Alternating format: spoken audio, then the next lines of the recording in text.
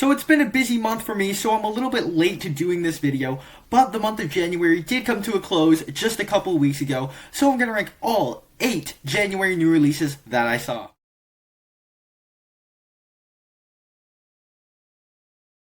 Hi, my name is Nathan, and I talk about a lot of movies on this channel. If you're new here, down below in the comment section, share your ranking of the January new releases that you saw. Over on my channel, I have more content like this. Check those out once this video is over. And if you enjoyed this video, click the like button and be sure to subscribe because that really does help a lot.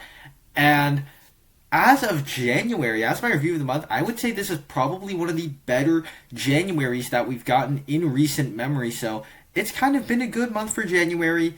But with that said, let's just begin the ranking. In last place, Alarum, or however it's pronounced in the movie. I'm just reading it as Alarum. Essentially, if you don't know what this is a new direct-to-video action thriller film that stars Scott Eastwood and Sylvester Stallone. And so, I tend to go easier on these direct-to-video, lower-budget films. This movie is not an example of that. And even by direct-to-video action movie standards, it falls below all those standards. I understand that these movies work on a very limited budget. The reason why I go easier on this movie is typically, but for me, this movie it was just sad to watch Sylvester Stallone and Scott Eastwood be in this movie kind of charismaless. All they do is sit around in a hotel room for more than half of the runtime, and if your idea of an action movie starring Scott Eastwood and Sylvester Stallone is them sitting around in a hotel room talking, looking out the window, is doing, hey, look at that, and watching these mediocre action sequences with a bunch of side characters that aren't as interesting, this might be the movie for you, but I'm sure nobody wants that. And even by direct-to-video standards, the color scheme and just looking at the movie looks very dull and boring, but I could have easily got past that if it had a story that was somewhat remarkable, somewhat fun, and made somewhat of an enjoyable experience. But because they're just sitting in a hotel room and you're watching deeply color graded and ugly looking action sequences, a bunch of this movie is just very, very boring, and it was incomprehensible to begin with.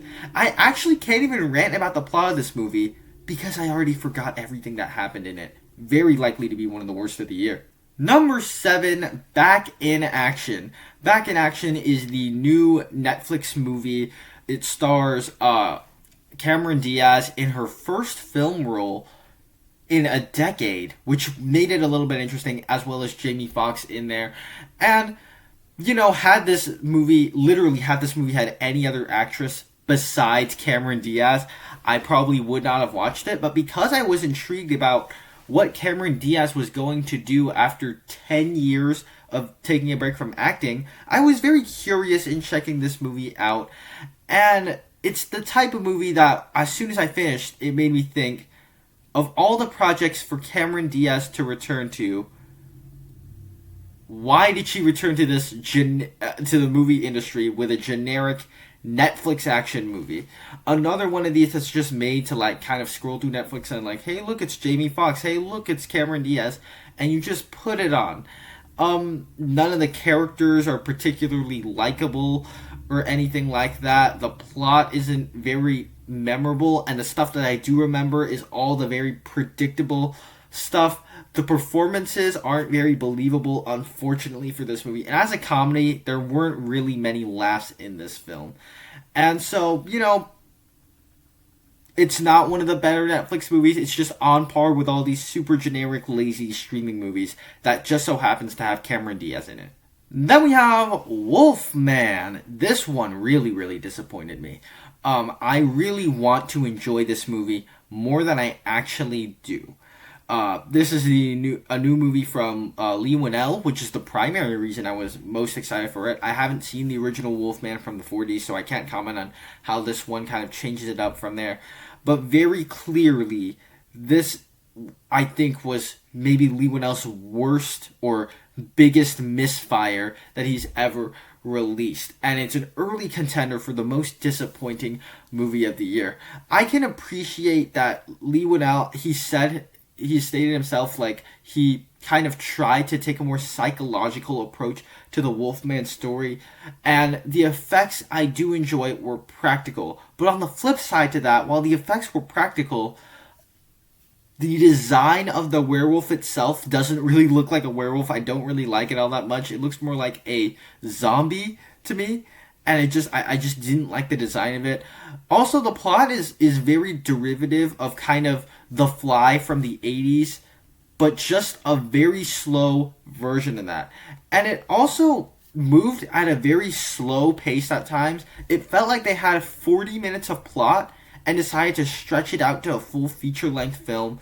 And the story, once again, just like Back in Action, pretty predictable, nothing really shocking here. And so, unlike Leigh Whannell's two previous films, as a movie on its own, it's not horrible. But when his two previous films are trying to explore something and are a lot more creative, this just feels like a huge step back. And so, for that reason, I do think this is probably his weakest film yet. Number 5, You're Cordially Invited. This is a new Amazon original comedy or rom-com starring Will Ferrell and Reese Witherspoon. I enjoy Will Ferrell comedies. I'm not the biggest fan of Reese Witherspoon, but I have nothing against Reese Witherspoon. I can't pronounce her name fast. And so when you put those two in a movie together, it seems like something that and throw it on a streaming service seems like something that'd be forgettable and that I might forget by the end of the year. And that's essentially what it is. But I did get more out of this than I did the 3 films below it. I'm sure I'll forget about the plot by the end of the year, but it was okay enough for a streaming comedy film. Basic setup here being that the 2 weddings are double booked, and the Reese Witherspoon and Will Ferrell are trying to sort of figure this all out and share the wedding correctly. It's a passable enough, watchable enough film. There were some nice laughs here and there, and on an actual story level, it is kind of generic and formulaic, and especially the characters I don't think are very likable. But because of Will Ferrell and Reese Witherspoon's charm, the characters have this charm to them that, like, they're not, like, just outright destructive characters because of the charm that the actors bring to it. Do I buy into the romance in this movie between the 2 leads? Absolutely not. There's, like, barely a romance, like a thread of romance going on here. But is this a movie that annoyed me, offended me in any way like that? No. And I did find it more passable than the bottom 3 movies on this list. Next up, Den of Thieves 2 Pantera. This is the sequel to Den of Thieves, a movie that I watched for the first time literally a week before this movie came out. And it's an enjoyable enough follow-up to the first film. Although I didn't think it was as good as the first film, but it complements the first film quite nicely. I like Gerard Butler, I like heist movies, and so when you put those two together, you get a movie that I'm probably going to enjoy, and it's a nice little follow-up that actually I thought had a bit more character than I was expecting. Of course, you get a fun dynamic between Gerard Butler's character and Ice Cube's son, but you also kind of get sort of a little character journey for Gerard Butler's character, where he is this broken guy that feels like he's been wronged by the system, breaks bad, and he ultimately chooses not to. So you get a little bit of a character journey. It's not like super emotional. It's not trying to be a deep character study or anything like that. But you do get more character work here than you do in the first film, which I enjoyed. Now, the characters themselves on the dynamic between Ice Cube's son and Gerard Butler are fun and all that, but I don't necessarily buy into how fast they get their trust into each other as soon as their heist starts. Likewise, I thought that the plot itself was another one in this list that was kind of predictable, and I don't the first one had this twist at the end that I thought made it clever. This movie just simply doesn't have that, so I don't think it's as good, but it's a movie that I could see myself rewatching. So, and by the way, I forgot to mention this movie and the 3 above it, I would safely go positive on. Number 3, Wallace and Gromit, Vengeance Most Foul, and this is actually I believe, no, not the first, but I believe this was the second movie that I watched this year.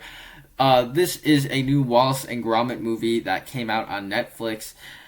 And I've never really been a huge fan of the Wallace and Gromit media. I've been aware of it. I've seen the DreamWorks movie from 2005, but I've never particularly been a big fan of Wallace and Gromit. But whenever I see something new Wallace and Gromit, I always find it charming, and I thought that this movie was charming. It met Wallace and Gromit expectations where of Aardman movies, of these stop motion movies, it has all the witty wordplay that you want that just makes for some nice organic humor in this family film. Stop motion nowadays definitely stands out because we don't get a lot of these here. And there's this plot about them trying to fight robots that makes this movie just fun, solid family entertainment. I don't know that it's entirely for me. I feel like Wallace and Gromit fans are going to enjoy this movie more than I do, per se. But if you just want a solid family movie, this movie's on Netflix, so why not go check it out with your family? So it's a fun family movie.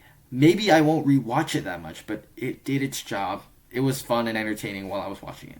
Our runner-up is Better Man. Now, Better Man was actually the first movie I watched this year. I watched it near the beginning of the year. It was like on the January 2nd.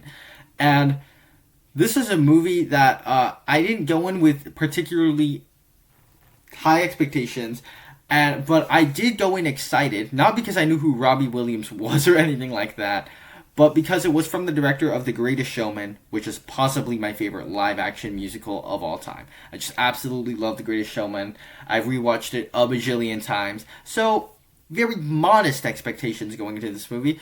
But it's a movie about Robbie Williams, a UK pop star that here in the US, nobody knows who he is, I'm pretty sure.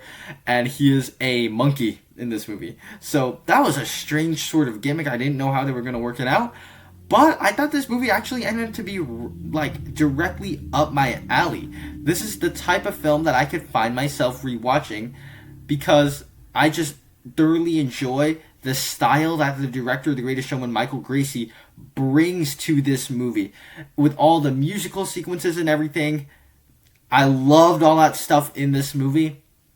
But also, what he does is that he takes a biopic musical template, kind of like that of Rocket Man, the Elton John biopic, and he sort of like amplifies it and makes it a lot more unique due to the CGI monkey being there. And, you know, there are statements being made that the reason he's a monkey is because, like, in order to make it stand out, and it's sad to do a monkey do drugs more so than a human. To be honest, some of that actually is more effective than you might think in this movie. So it plays by the beats, but it plays by the beats fairly effectively when you watch this movie. And so, for me, as the kickoff to 2025, it was just a great movie. And I'm kind of sad to report that this is the first big box office bomb of the year, because I really enjoyed this movie, having no knowledge of Robbie Williams. And the music in here is pretty good also. I wouldn't mind listening to more of Robbie Williams' music. But for me, coming in first place, I am going to go with Dogman. Now, I'm sure not all of you are going to really like this movie the way I did. If you didn't grow up reading the Dogman graphic novels from Dave Pilkey, it's tough to understand the nostalgia that comes from watching this movie, especially in a theater. So had you told me in 4th grade back in, 2019 is when Endgame came out, had you told me that a Dogman movie was being made right there, I wouldn't have believed you.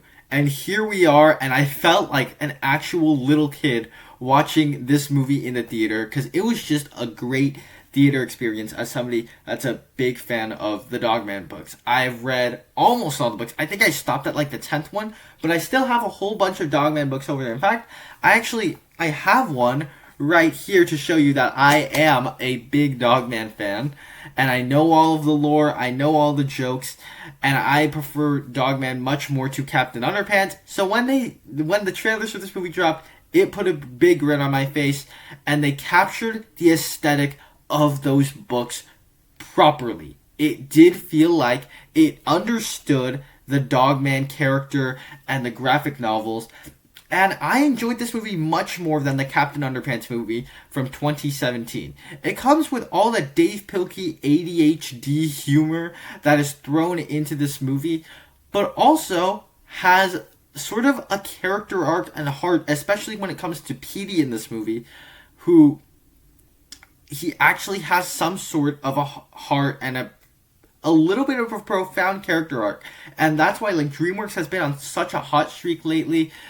It looks like the Dogman style aesthetically with its animation and everything, where the animation is unique to this movie. I just thought the animation style looked really, really well. And on an actual movie level, it is a little bit flawed. They are cramming so much into one movie.